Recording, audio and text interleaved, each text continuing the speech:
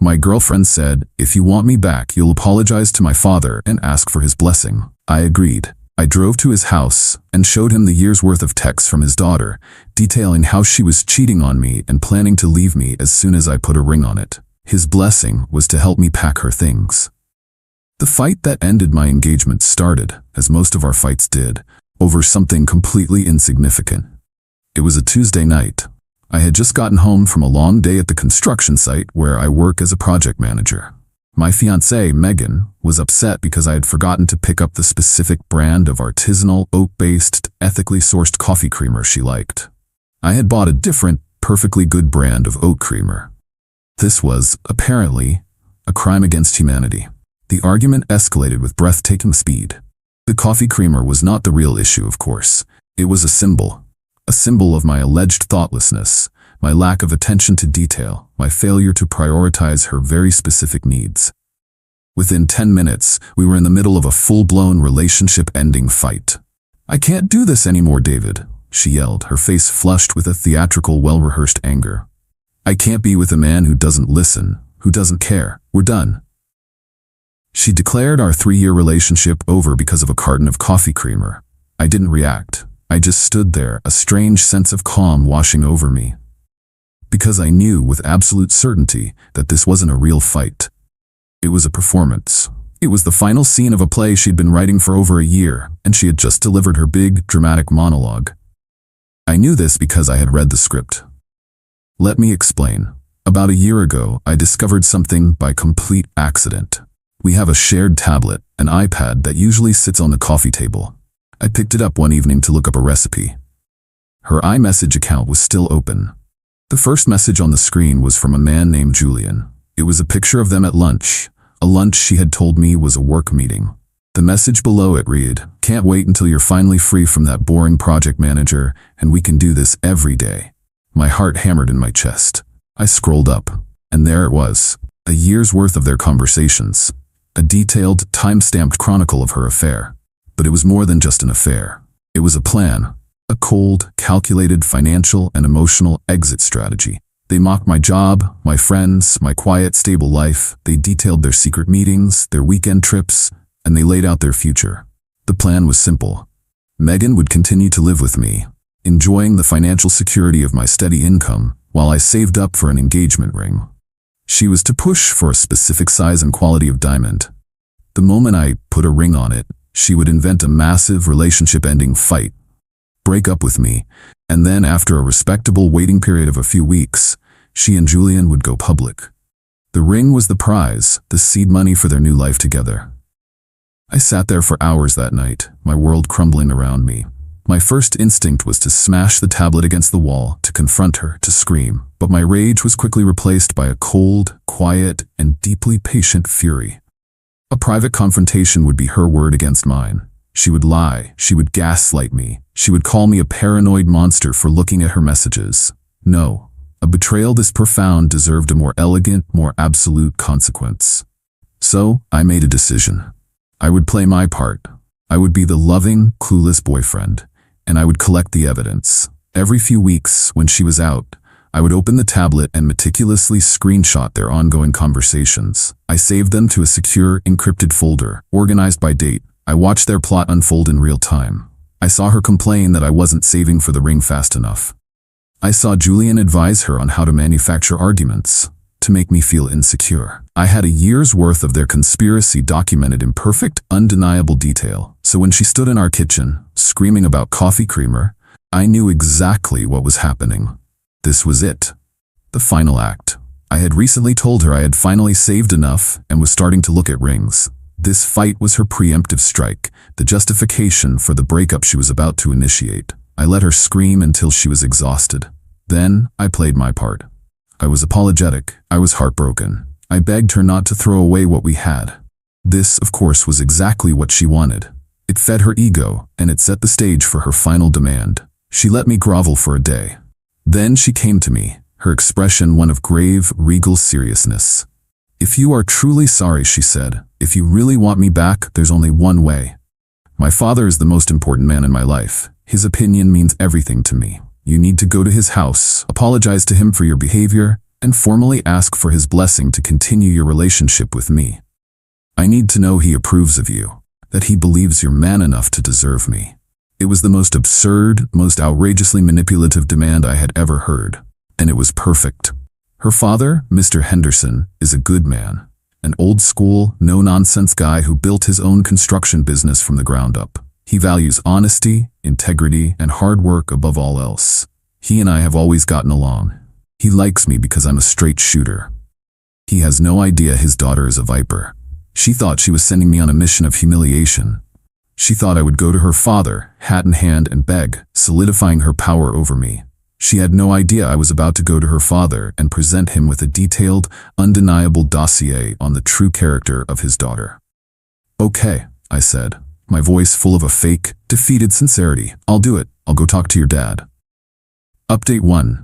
I gave Megan a full day to savor her victory. I let her believe I was a broken man, nervously preparing for my pilgrimage of apology. On Thursday afternoon, I called her father. "Mr. Henderson," I said, my voice steady. "It's David. Megan and I had a serious argument, and I believe I owe you an apology for the distress it's caused her. She also said it was very important to her that I get your blessing for our future. I was hoping I could come by this evening to speak with you, man to man." Mr. Henderson, a man who appreciates old-school formality, was clearly pleased. "Of course, son," he said, his voice warm. "My door is always open. Come by around 7. Before I left my apartment, I prepared my evidence. I had spent the last year compiling the screenshots into a single chronological PDF file. I printed the entire 150-page document. I also loaded the file onto a new, clean tablet that I had bought specifically for this purpose. I wanted him to see the messages exactly as I had in their native format. I arrived at his house at 7 o'clock sharp. He welcomed me into his study, a warm, wood-paneled room that smelled of leather and sawdust. He offered me a drink, and we sat in 2 large armchairs. "All right, David," he began, his expression serious but kind. "Megan is very upset. She said you two had a bad fight. What's on your mind?" This was the moment. I didn't get emotional. I presented my case like a project manager outlining a critical structural failure. "Sir," I began, "I'm here to ask for your blessing, but not in the way Megan expects. I'm here because I respect you, and because I believe you deserve to know the truth about the person your daughter has become. For the last year, I have been the victim of a calculated, long-term deception, and I have proof." I placed the thick printed document on the table between us. "This," I said, "is a record of the last 12 months of text messages between your daughter and a man named Julian." He looked at the document, then at me, his expression hardening with confusion and concern. "Before you read that," I said, "I want you to see it for yourself." I handed him the new tablet with the message thread already open. I discovered these by accident on our shared iPad at home. Once I understood what was happening, I began documenting them. He took the tablet. For the next hour, the only sound in the room was the quiet swipe of his finger on the screen as he scrolled through a year of his daughter's lies. I watched his face. I saw the initial confusion turn to shock. The shock turned to a deep, profound sadness, and the sadness slowly, inevitably, curdled into a cold, hard fury. He read the messages where they mocked my job. He read the details of their secret trips. He read their entire, cold-blooded plan to get me to buy an expensive engagement ring before she manufactured a fight and left me. He saw, in her own words, her complete and total lack of respect for me, for our relationship, and for the values he had tried to instill in her. When he finally reached the end, he placed the tablet on the table with a quiet, heavy thud. He didn't look at me. He just stared at the wall for a long time. "The coffee creamer," he finally said, his voice a low growl. The fight was about coffee creamer. "Yes, sir," I said. That was the manufactured fight she had been planning for months. He finally turned to look at me, and his eyes were full of a terrible, fiery disappointment. "She is not the woman I thought I raised," he said, his voice thick with a pain that was deeper than anger. He stood up and walked over to the window, looking out into the dark. "You came here to ask for my blessing," he said, his back to me. "And you have it. You have my blessing to get as far away from my daughter as you possibly can. You are a good man, David. You build things, you're honest, you deserve a hell of a lot better than a daughter of mine who would stoop to this."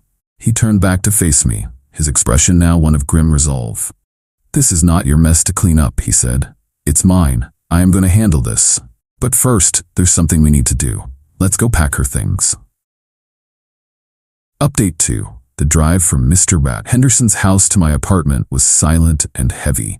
He sat in my passenger seat, a statue of grim determination.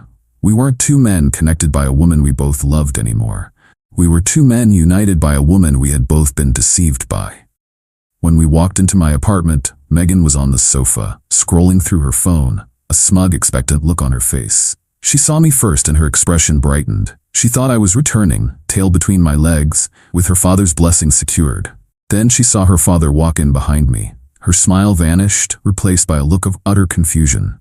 "Dad? What are you doing here?" Mr. Henderson didn't answer her. He just walked to the center of the room, his eyes scanning the space. He looked at the pictures of them on the wall, the little trinkets she had collected. Then he looked at her, and his expression was one I had never seen before. It was a look of profound, cold disappointment. "Get your things, Megan," he said, his voice a low, dangerous rumble. "You're leaving." "What?" she stammered, jumping to her feet. "What are you talking about? Did you talk to David? He was supposed to apologize." "I did talk to David," her father said. "He showed me the truth. He showed me your text messages, all of them." The color drained from her face. It was the same look of pure, white-hot panic I had seen on the faces of other women in these stories, the look of a liar whose entire world has just been vaporized by an undeniable fact. "No," she cried, her eyes darting to me. "He's lying. He made them up. He's trying to poison you against me." Her father just shook his head, a look of deep weariness on his face. "Stop, Megan," he said. "Just stop. I saw the pictures. I saw the dates. I saw the plans. I saw what you said about the ring. There are no more lies to tell." He walked over to the hall closet, pulled out a stack of empty cardboard boxes I had from my last move, and dropped them on the floor in front of her. "Start packing," he said. "You have 1 hour. Then I am taking you home." The meltdown that followed was epic. She screamed. She cried. She pleaded. She accused me of being a manipulative monster. She accused her father of betraying her. It was a desperate, pathetic performance, but her audience was no longer on her side. Her father just stood there, his arms crossed, unmoved. I went into the kitchen and made myself a cup of coffee. I watched, a silent observer, as the life we had built together was dismantled, not by me, but by her own father. He was methodical. He directed her, telling her what to pack. He was not cruel, but he was firm. When she tried to pack the expensive laptop I had bought her for her birthday, he stopped her. "That's not yours," he said. "You will take only the things you brought into this home and nothing else." An hour later, the living room was filled with boxes. Her father made her carry them out to his truck, one by one. As she was carrying the last box, she stopped in front of me. Her face was a mess of tears and rage. "I hate you," she hissed. "I know," I said calmly. Her father came back in for one last look around. He walked over to me and put a hand on my shoulder. "I am truly sorry, David," he said, "for everything." "I know, sir," I replied. "Thank you." He then walked over to the small desk where we kept our mail. He took out his checkbook, wrote a check, and slid it onto the counter. It was a check made out to me. The amount was substantial. "What's this for?" I asked. "That's for the ring you were going to buy," he said, "and for the last year of your life that my daughter stole from you. It's not enough, but it's a start. It's called taking responsibility, a lesson she is about to learn the hard way." He then escorted his crying, defeated daughter out of my apartment for the last time. I stood at the window and watched as his truck pulled away, carrying her and the wreckage of her life with it. Final update. It has been 6 months since the night I have come to think of as the packing. The silence in my apartment in the days that followed was the most profound peace I have ever known. The chaos was over. The consequences, however, were just beginning to unfold. The first thing I did was cash the check from Mr. Henderson. I didn't want to at first. It felt strange, but then I realized he was right. It wasn't a payment, it was an act of honor. It was a father trying to right a wrong committed by his child. I used the money to pay off the last of my student loans and to book a long overdue trip to visit my own family. The story of what happened to Megan came to me through her father. He and I have stayed in touch. We meet for lunch once a month. He has become a friend, a mentor. He is a man of integrity, and he is grappling with the profound disappointment of realizing his daughter is not. He told me that the car ride home with Megan was a silent, miserable affair. When they got to her parents' house, he and her mother sat her down and laid out the new terms of her life. She was not welcome to stay there long term. She was an adult who had made a series of destructive choices, and she would now have to live with them. They gave her 1 month to find her own apartment and a new job. They were cutting her off financially, completely. The lover, Julian, was, of course, nowhere to be found. Once the dream of a comfortable life funded by my engagement ring evaporated, so did his affection. He wanted a partner in a heist, not a partner in starting from scratch. He broke up with her via text a week after she moved out of my place. Megan is now living in a small, cheap apartment in a less desirable part of the city.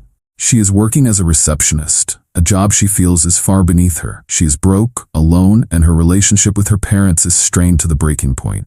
They love her, but they no longer trust her. She is, for the first time in her life, truly on her own. Her father once told me, during one of our lunches, that the hardest part for him was not the affair. It was the cold, calculated nature of the plan. To cheat is a weakness of the flesh, he said. But to plot, for a year, to defraud a good man who loves you, that is a weakness of the character. That is a rot that goes deep.